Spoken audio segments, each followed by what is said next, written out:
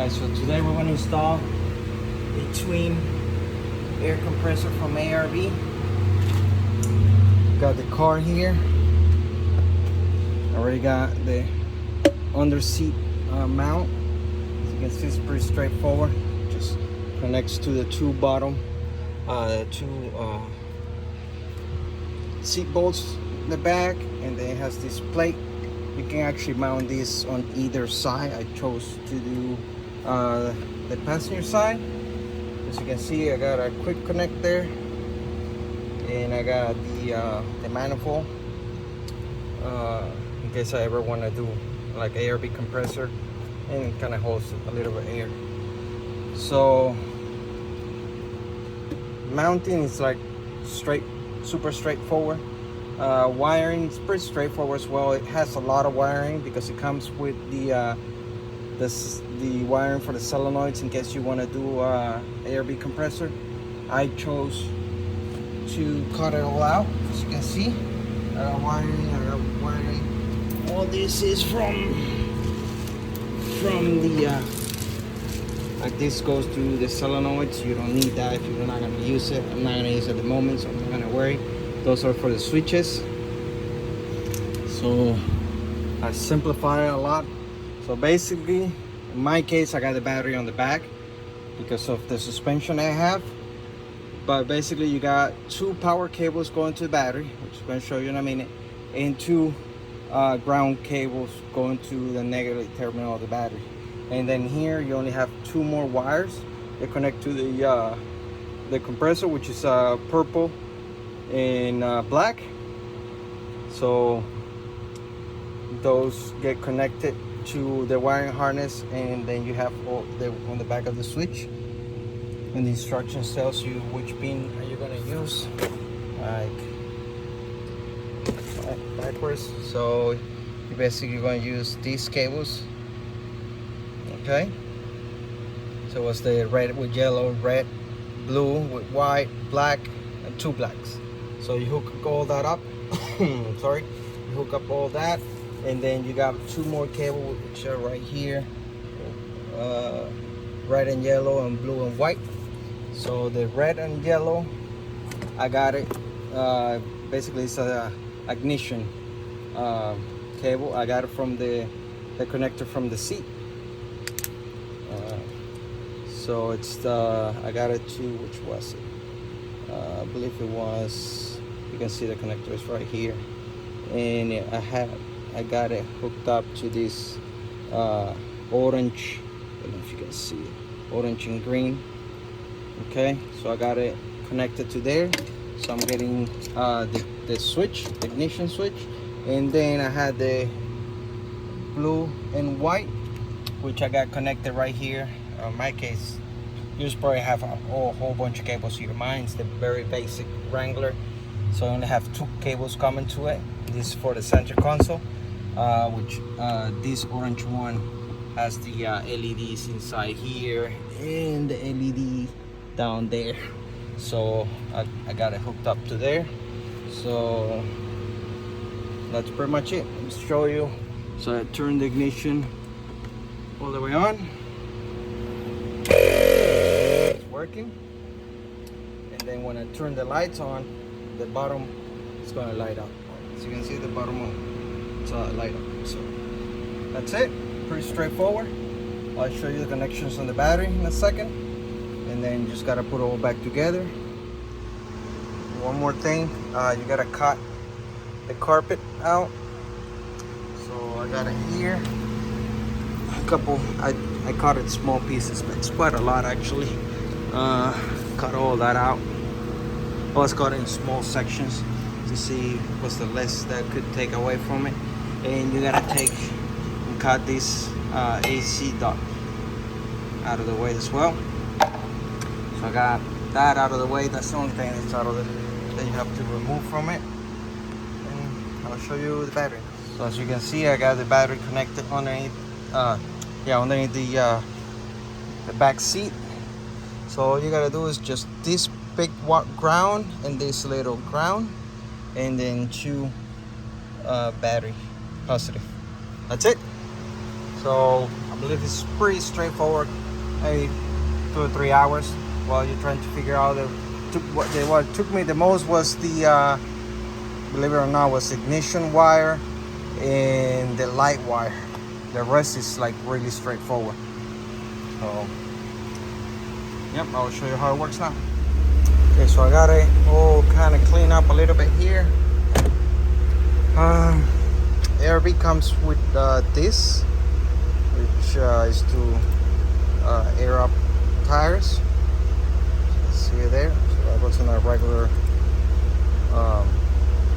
valve stem, and it also comes with these adapters to fill up whatever you need, balloon balls or whatever you need. And then I got this to check the tire pressure. I do it a little bit different because my wheels, I'm going to explain it in a second. That's why I don't have the connector here. I should get it just in case, since I don't use it just to check my gauge, my pressure. I don't really use it. I use this right here, which is made from a power tank. And those are the valve I got let me see, so I run KMC, which has 2 valve steams. It has the regular, like any car. And that's where I actually check my tire pressure. And then it has the power tank valve, which is this one right here. It's more, I can deflate way faster and inflate as well. The only issue that I've been having with this is they basically just unscrew this right here. Okay, and you see this, the size difference is huge. And then just unscrew this right here. Show you.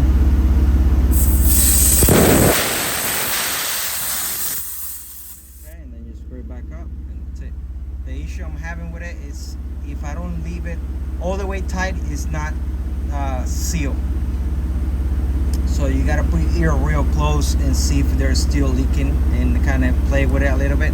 And it has happened twice already that I left it leaking without noticing, and all of a sudden I got a flat tire.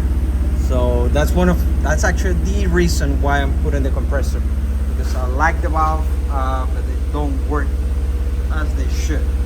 Okay, so that's the only downside to it. But if you got big tires, you really want something to go fast both ways. So they do work also of that aspect. So that's why I have this here. It's for them valve. And I'll show you. You turn on the compressor right here. Lights up. It's good to go. You hook up this to your tire.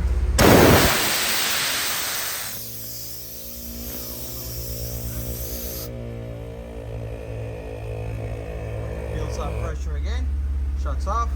You can either turn it off if you don't want it running all the time, because obviously it's gonna leak a little bit here and there. So just turn it off, and then just hook it from here. I can do it with one hand. Kind of tight spot right here. There we go. So you cover it up. You're good to go. Nobody knows that you have a tank in there unless you need it. I'm sorry. So yeah, basically that's what I got. A little bit disappointed on the ARB here. I bought the air compressors, you can see here the box, and I also bought the bracket to mount it underneath the seat separate, which is perfectly fine. The issue where I'm disappointed at is, even though I buy the compressor and I'm buying the kit for the car, it doesn't have everything that you need. Okay, it came with no hoses to connect from the compressor to this quick connect. It came without the quick connect. It came without the manifold. I'll show you. That one right there. See if I can fit my hand in here. this one right here. So and it really doesn't tell you what you need. Okay, so I got the compressor and I got the bracket, which in theory that's all you needed to have the install done. Well, it turns out it doesn't work that way. You need more stuff. So I bought the thing's called a tire inflator kit. They came with the hose and came with a quick connect. And then I bought the manifold kit, which is that tank there that you see on the bottom, and that came with one line and two fittings. But that was still not enough. When I was doing all the install, I figured out that I was missing a hose still. So I went from the hose that came from the compressor to the tank, and then from the tank to this quick connect, I had nothing. So luckily I found on Home Depot hose to connect to it, and I made it work, which is actually this hose you see right here. The ARB one is somewhere around, it's not in, somewhere in there is the ARB one. Further up, I don't know if you will be able to see. Let me see if I can try this here. This is the ARB one, and this is the one I bought on Home Depot. So I'm sorry guys, but basically, and then it came with this right here, so I made it work here. But I mean, if you're selling something for a car, charge me more, I don't care, but make sure I got everything that I need. It makes no sense, you know, ordering 3 or 4 times and paying 3 or 4 times shipping. That just sucks. So disappointed on that. Everything else like ARB, so it was really nice, but they could do a little bit better and not making it a headache without needing to do. Same thing goes with the wiring. I mean, if you're not buying the ARB lockers, why all that wiring? Look at all that mess. And luckily, I mean, I'm pretty good at wiring, so I just made it fit, you know, just what I needed. But this is unnecessary, I believe. So one other thing, it comes with a you can see there with a base for a tank underneath it, but obviously the tank or none of that stuff comes with it. I wasn't going to run it anyway because I go crawling with this thing all the time, and I don't need a rock puncher in the tank because it sits like right underneath the driver's seat, passenger seat, I'm sorry. So yeah, that's pretty much it with the install. I mean, like I said, the power tank valve, I got me flat twice. Last time was in Michigan on Silver Lakes dunes, and I noticed it, and I speed out of there as soon as I can. But by the time I was out to a parking lot, because they actually got air tanks or air on the outside, so you can fill up your tires back again. But by the time I was out, I was completely flat. I couldn't make it there. And another dude came with his Jeep, and he was nice enough to let me use it. So that's when I realized I really need, he had the same twin compressor. It works good, inflates the tire pretty decent, but I mean, it's just that extra thing that could make this thing a lot better. But there you go, that's the install. As you can see, you still have everything like factory. On the back is the same thing. I got this the Jeep weather mat hits here on the back, so you can either trim it or just leave it there. I decided to just leave it there. I got kids, so they're messy.